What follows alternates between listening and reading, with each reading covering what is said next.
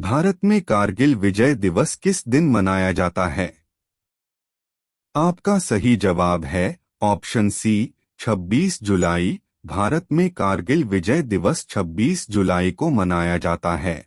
26 जुलाई को मनाया जाने वाला कारगिल विजय दिवस 1999 के कारगिल संघर्ष में पाकिस्तान पर भारतीय सेना की जीत का स्मरण करता है। इसकी 25वीं वर्षगांठ पर प्रधानमंत्री नरेंद्र मोदी लद्दाख के द्रास सेक्टर में कारगिल युद्ध स्मारक पर शहीदों को श्रद्धांजलि देने जाते हैं। 8 मई से 26 जुलाई 1999 तक लड़े गए कारगिल युद्ध में मुजाहिदीन के वेश में पाकिस्तानी सेना ने भारतीय चौकियों में घुसपैठ की थी। भारत के ऑपरेशन विजय ने उन्हें सफलतापूर्वक खदेड़ दिया।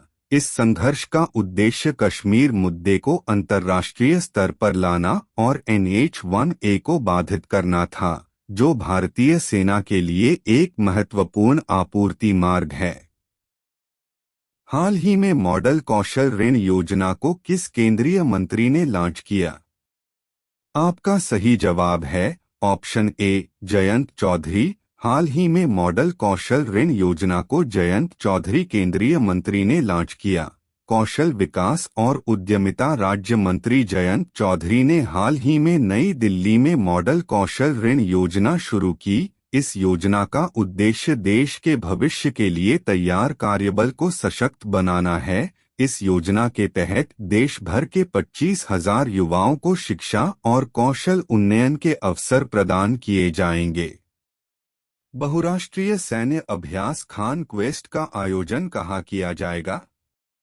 आपका सही जवाब है ऑप्शन डी उलान बटोर। बहुराष्ट्रीय सैन्य अभ्यास खान क्वेस्ट का आयोजन उलान बटोर में किया जाएगा। भारतीय सेना ने 27 जुलाई से 9 अगस्त 2024 तक मंगोलिया के उलान बटार में 21वें खान क्वेस्ट बहुराष्ट्रीय सैन्य अभ्यास में भाग लिया है। US इंडो पैसिफिक कमांड द्वारा सहप्रायोजित और मंगोलियाई सशस्त्र बलों द्वारा आयोजित खान क्वेस्ट क्षेत्रीय शांति और सुरक्षा को बढ़ावा देता है।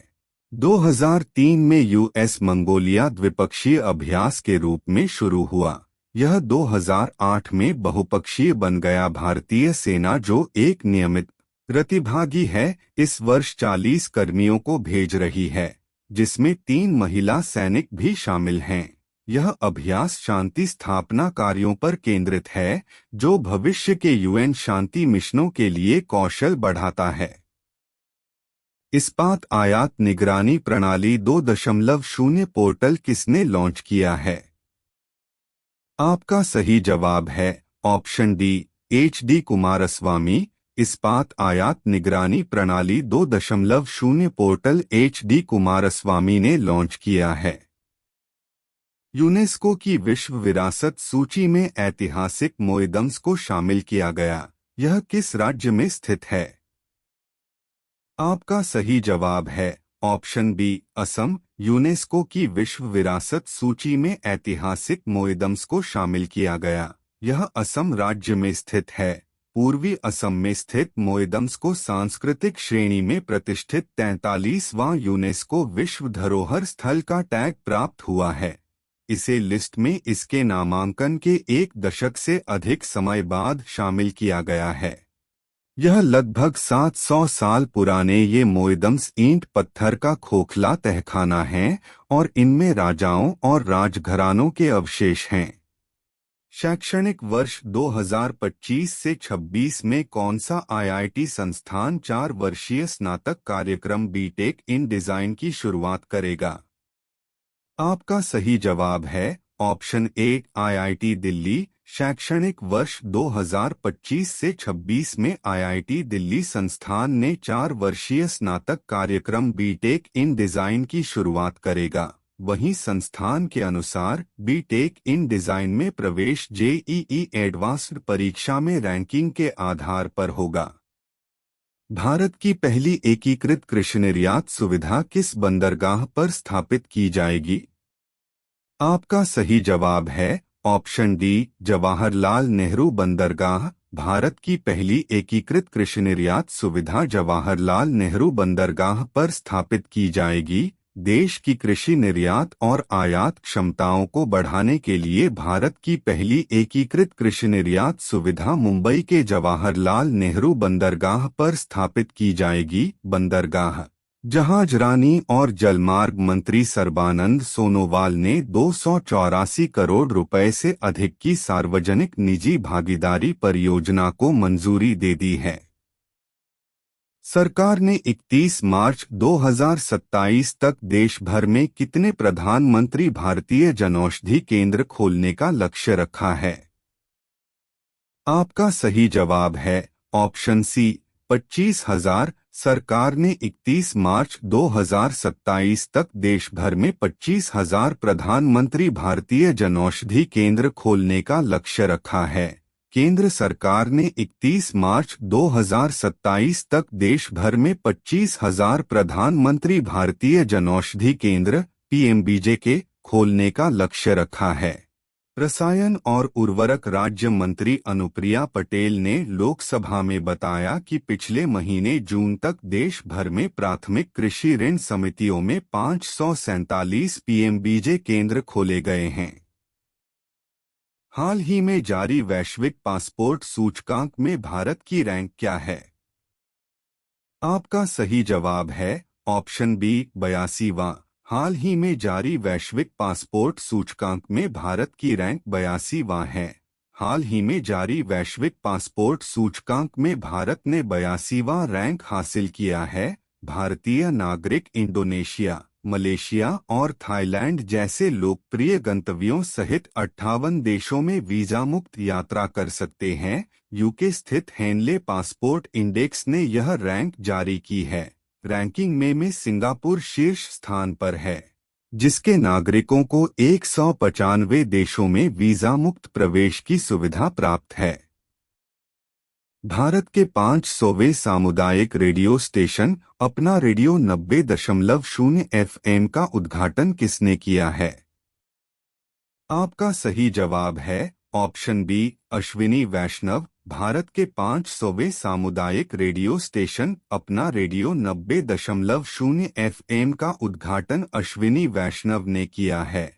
25 जुलाई 2024 को केंद्रीय सूचना और प्रसारण मंत्री अश्विनी वैष्णव ने 10वें राष्ट्रीय सामुदायिक रेडियो पुरस्कार के विजेताओं की घोषणा की और मिजोरम के आइजोल में भारतीय जनसंचार संस्थान में भारत के 500वें सामुदायिक रेडियो स्टेशन का उद्घाटन किया। अपना रेडियो 90.0 FM नाम दिया गया। यह मौसम अपडेट, सरकारी योजनाओं और कृषि जानकारी प्रदान करेगा। सार्वजनिक और वाणिज्यिक रेडियो के विपरीत सामुदायिक रेडियो कम शक्ति वाले स्टेशन हैं जो स्थानीय समुदायों द्वारा स्थानीय भाषाओं में संचालित होते हैं, जो पोषण और स्वास्थ्य जैसे मुद्दों पर ध्यान केंद्रित करते हैं। इन्हें शैक्षणिक संस्थानों, समुदाय आधारित संगठनों, पंजीकृत समितियों और ट्रस्टों द्वारा स्थापित किया जा सकता है। 33वें ग्रीष्मकालीन ओलंपिक 26 जुलाई से 11 अगस्त 2024 तक फ्रांस की राजधानी पेरिस में आयोजित किए जाएंगे। केंद्र सरकार द्वारा पारसियों की आबादी को बढ़ाने के लिए जियो पारसी योजना चलाई जा रही है। दिल्ली विश्वविद्यालय में 25 जुलाई को centre for independence and partition studies CIPS के ओरिएंटेशन कार्यक्रम का आयोजन हुआ है। कौशल विकास और उद्यमिता राज्य मंत्री जयंत चौधरी ने नई दिल्ली में मॉडल कौशल ऋण योजना का शुभारंभ किया है। गोवा शिपयार्ड लिमिटेड ने INS त्रिपुत युद्धपोत लॉन्च किया है। म्यांमार के प्रधानमंत्री मिन आंग ह्लाइंग को कार्यवाहक राष्ट्रपति की जिम्मेदारी सौंपी गई है। प्रख्यात अर्थशास्त्री और मद्रास क्रिश्चियन कॉलेज के पूर्व प्रोफेसर C.T. कुरियन का 93 वर्ष की आयु में निधन हो गया है। जनता दल यूनाइटेड के राष्ट्रीय प्रवक्ता राजीव रंजन का निधन हो गया है। इस्पात मंत्रालय ने इस्पात आयात निगरानी प्रणाली 2.0 पोर्टल लॉन्च किया है। केंद्रीय सूचना एवं प्रसारण मंत्री अश्विनी वैष्णव ने भारत के 500वें सामुदायिक रेडियो स्टेशन का शुभारंभ किया। भारतीय नौसेना के लिए 2 रूसी स्टील्थ फ्रिगेट लॉन्च किए गए हैं। सॉल्ट लेक सिटी 2034 शीतकालीन ओलंपिक और पैरालंपिक की मेजबानी करेगा। केंद्रीय मंत्री श्री मनोहर लाल द्वारा राष्ट्रीय फीडर निगरानी प्रणाली नियंत्रण केंद्र का उद्घाटन किया गया। सरकार द्वारा 25,000 युवाओं को शिक्षा और कौशल विकास के अवसर प्रदान करने के लिए मॉडल कौशल ऋण योजना शुरू की गई। भारतीय सेना की एक टुकड़ी बहुराष्ट्रीय सैन्य अभ्यास खान क्वेस्ट के लिए मंगोलिया के उलानबटार के लिए रवाना हुई। नीता अंबानी को अंतर्राष्ट्रीय ओलंपिक समिति (IOC) का सदस्य फिर से चुना गया है। तेलंगाना सरकार ने वित्त वर्ष 2024 से 25 के लिए 2.91 लाख करोड़ रुपए का बजट पेश किया। शेखर कपूर को IFFI महोत्सव निदेशक नियुक्त किया गया है। अजिंक्य नाइक 37 साल की उम्र में मुंबई क्रिकेट एसोसिएशन के सबसे युवा अध्यक्ष बने। पेरिस के ग्रीवन संग्रहालय द्वारा बॉलीवुड सुपरस्टार शाहरुख खान को एक कस्टमाइज्ड सोने के सिक्के से सम्मानित किया गया है। राष्ट्रपति भवन के दरबार हॉल और अशोक हॉल का नाम बदल दिया गया। असम का moidams UNESCO world heritage site की सूची में शामिल हुआ। असम के मोइदम्स को शुक्रवार 26 जुलाई को यूनेस्को की वर्ल्ड हेरिटेज साइट की सूची में शामिल किया गया है। यह घोषणा यूनेस्को वर्ल्ड हेरिटेज कमेटी के बैठक का 46वें सत्र के दौरान हुई है।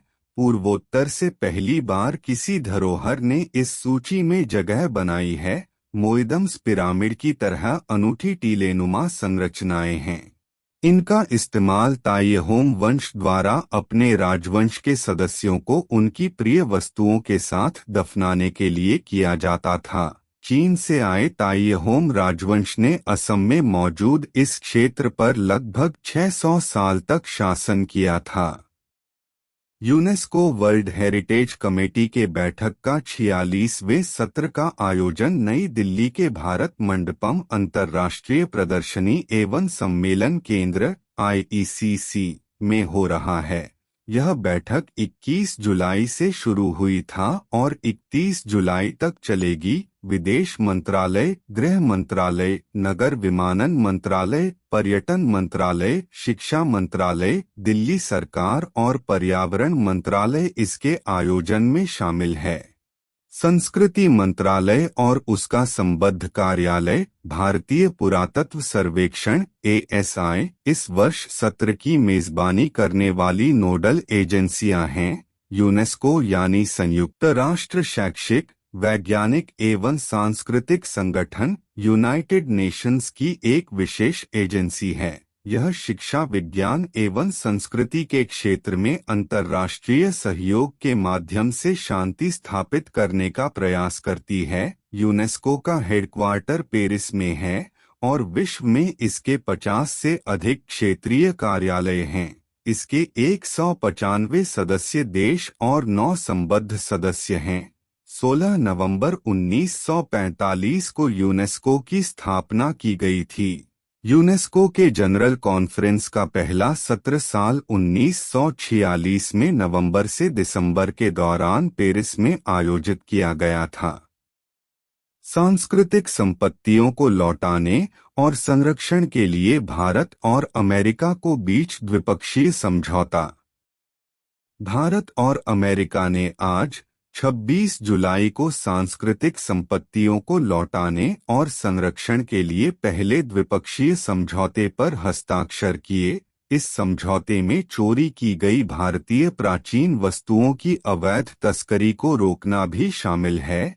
इस मौके पर केंद्रीय संस्कृति और पर्यटन मंत्री गजेंद्र सिंह शेखावत भी मौजूद थे। 2023 में प्रधानमंत्री की अमेरिका यात्रा के दौरान भारत को 262 प्राचीन वस्तुएं वापस की गई थीं।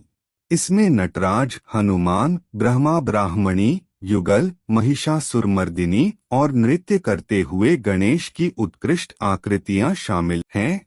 आने वाले समय में अमेरिका से 297 पुरावशेष लाए जाएंगे। इस समझौते से चोरी हुई प्राचीन वस्तुओं की लौटाने की प्रक्रिया काफी सरल हो जाएगी। JNPA के लिए 284.19 करोड़ रुपए की मंजूरी। केंद्रीय मंत्री सर्बानंद सोनोवाल ने आज 26 जुलाई को मुंबई में जवाहरलाल नेहरू बंदरगाह प्राधिकरण यानी JNPA के लिए 284.19 करोड़ रुपए की मंजूरी दी। इससे बंदरगाह पर इंटीग्रेटेड एग्री एक्सपोर्ट फैसिलिटी शुरू की जाएगी। यह सुविधा PPP यानी पब्लिक प्राइवेट पार्टनरशिप मॉडल के जरिए विकसित की जाएगी। अब निर्यात किए जाने वाले कृषि उत्पादों को ज्यादा समय तक सुरक्षित रखा जा सकेगा। इस सुविधा से गैर बासमती चावल, मक्का, मसाले, प्याज और गेहूं के साथ ही मांस और समुद्री उत्पादों के एक्सपोर्टर्स को फायदा मिलेगा। बंदरगाह पर 1800 टन फ्रोजन स्टोर और 5800 टन कोल्ड स्टोरेज बढ़ेगी। अनाज और सूखे माल के लिए 12,000 टन वेयरहाउस कैपेसिटी भी बढ़ेगी। बीजेपी नेता प्रभात झा का निधन हुआ।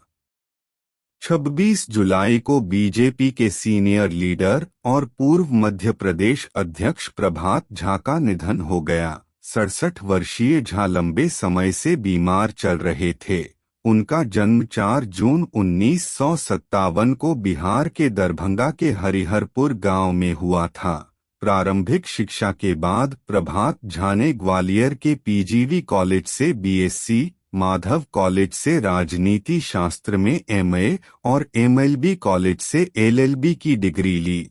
8 मई 2010 से 16 दिसंबर 2012 तक बीजेपी के मध्य प्रदेश अध्यक्ष रहे। 2008 में पहली और 2014 में दूसरी बार राज्यसभा के लिए चुने गए।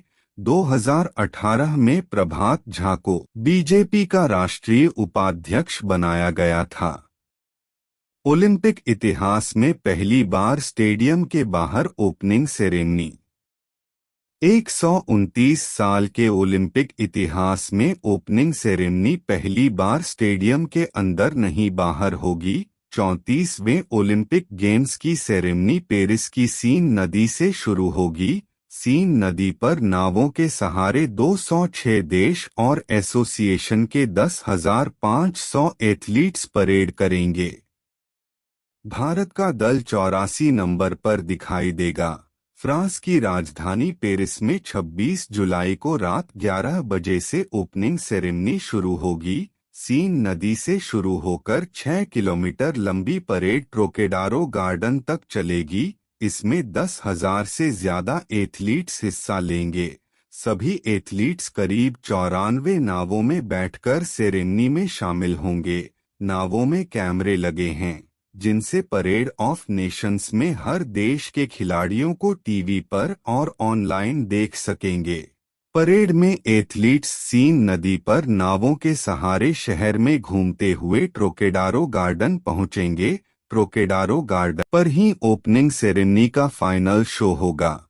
1896 में पहले ओलंपिक से लेकर 2020 तक ओपनिंग सेरेमनी स्टेडियम के अंदर हुई। परेड ऑफ नेशंस में सबसे पहले ग्रीस होगा, क्योंकि 1896 में मॉडर्न ओलंपिक गेम्स की शुरुआत ग्रीस यानी यूनान से ही हुई थी। इसलिए ग्रीस को हर ओलंपिक परेड में सबसे पहले रखा जाता है। ग्रीस में ही 3000 साल पहले प्राचीन ओलंपिक भी होते थे। ओलंपिक परेड में 5 पोजीशन हर बार तय होती हैं। फर्स्ट, सेकंड लास्ट और थर्ड लास्ट। ग्रीस के बाद दूसरे नंबर पर ओलंपिक की रेफ्यूजी टीम होती है। आखिरी स्थान मेजबान देश का होता है, यानी फ्रांस 206 नंबर पर आएगा। हेलो दोस्तों, तो आज है 27 जुलाई 2024 और आज आप देख रहे हैं daily current affair GK quiz. तो ऐसे ही डेली करंट अफेयर के जीके क्विज देखने के लिए आप हमारे चैनल को सब्सक्राइब करें और वीडियो को शेयर करना ना भूलें। धन्यवाद।